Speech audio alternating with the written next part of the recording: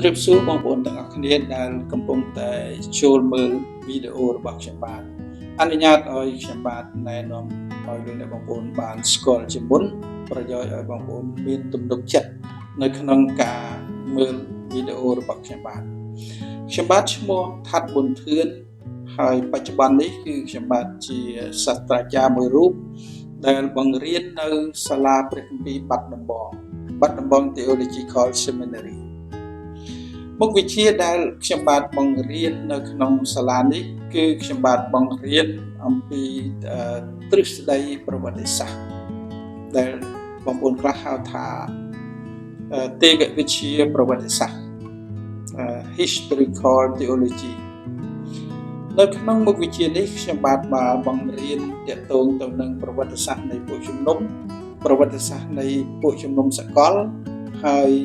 ប្រវត្តិសាស្ត្រនៃគ្រាស្ងប់ស្ងាត់ដែលយើងហៅថា Intertestamental History គឺជាប្រវត្តិសាស្ត្រចន្លោះរវាងសញ្ញាចាស់និងសញ្ញាថ្មីហើយមួយទៀតគឺខ្ញុំបាទបង្រៀនអំពីប្រវត្តិសាស្ត្រនៃពួកជំនុំនៅក្នុងប្រទេសកម្ពុជាតើពួកជំនុំដែលនៅក្នុងព្រះរាជាណាចក្រកម្ពុជានេះកើតឡើងដោយរបៀបណាហើយមេរៀនមួយទៀតដែលខ្ញុំបាទរួមចំណែកបង្រៀននៅក្នុងសាលានេះគឺខ្ញុំបាទបង្រៀនអំពីទ្រឹស្ដីបទទំនាយក្នុងព្រះគម្ពីរដែលបងប្អូនខ្លះហៅថាទេវវិទ្យាបទទំនាយក្នុងព្រះគម្ពីរ Biblical Prophetic Theology នៅក្នុងមុខវិជ្ជានេះ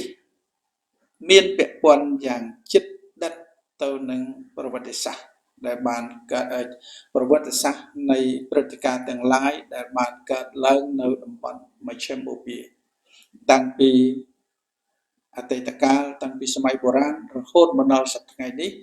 ព្រឹត្តិការណ៍ទាំងឡាយដែលបានកើតឡើងនៅក្នុងតំបន់មជ្ឈិមបូព៌ាសុទ្ធតែចង្អុលទៅរកការសម្រេចនៃបទទំនាយក្នុងព្រះគម្ពីរ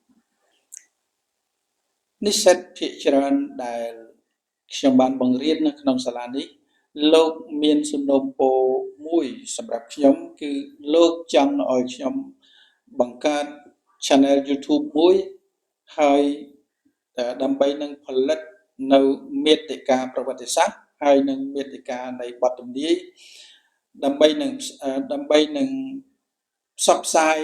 ជាសាធារណៈនៅតាមបណ្ដាញសង្គម YouTube ហើយនិង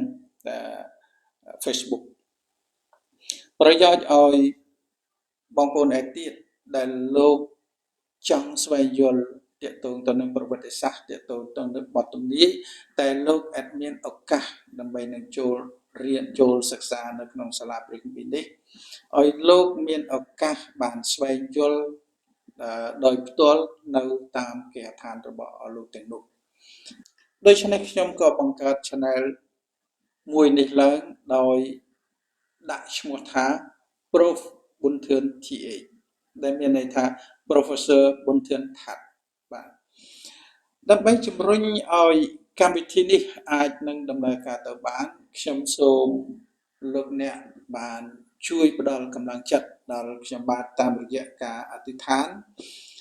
និងសូមចងចាំកម្មវិធីនេះនៅក្នុងសេចក្តីអធិដ្ឋានរបស់លោកអ្នកហើយបើលោកអ្នកចង់រួមចំណែកទទួលព្រះពរតាមរយៈកម្មវិធីនេះសូមលោកអ្នកអាចនឹងមើលព័ត៌មានលម្អិតនៅចុងបញ្ចប់នៃវីដេអូនេះខ្ញុំនឹងផ្ដល់នៅព័ត៌មានលម្អិតជូននៅក្នុងចុងបញ្ចប់នៃវីដេអូមួយនេះហើយបើលោកអ្នកយល់ថាកម្មវិធីនេះមានប្រយោជន៍សម្រាប់ពួកជំនុំសូមលោកអ្នកចុច Subscribe នៅក្នុង Channel របស់ខ្ញុំបាទមួយហើយសូមចែករំលែកបន្តដល់អ្នកឯទៀតប្រយោជន៍ឲ្យអ្នកឯទៀតលោកបានមានឱកាសបានទស្សនាវីដេអូរបស់ខ្ញុំបាទនិងស្វែងយល់នៅមេរៀនសំខាន់តាមរយៈវីដេអូរបស់ខ្ញុំបាទសូមអរគុណដែលបានទស្សនាវីដេអូរបស់ខ្ញុំសូម ព្រះប្រទានពរលោកអ្នកបងប្អូនទាំងអស់គ្នាជួបគ្នានៅវីដេអូក្រោយទៀត